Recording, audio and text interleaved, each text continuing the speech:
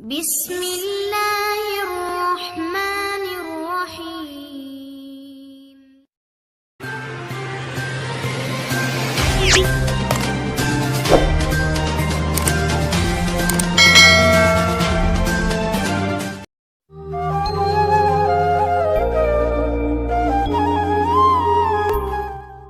حضرت ام المومنین عائشہ رضی اللہ تعالیٰ عنہ کہتی ہیں کہ رسول اللہ صلی اللہ علیہ وآلہ وسلم نے فرمایا، مجھے جبرائیل علیہ السلام برابر پڑوس کے ساتھ نیک سلوک کرنے کی وصیت کرتے رہے، یہاں تک کہ مجھے یہ خیال ہونے لگا کہ وہ پڑوسی کو وارث بنا دیں گے۔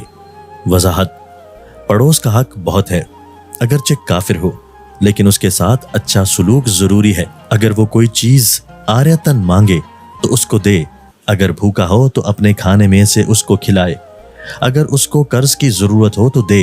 بہرحال خوشی اور مصیبت دونوں میں اس کا شریک رہے اور اس کی ہمدردی کرتا رہے۔ اس میں دین اور دنیا دونوں کے فائدے ہیں۔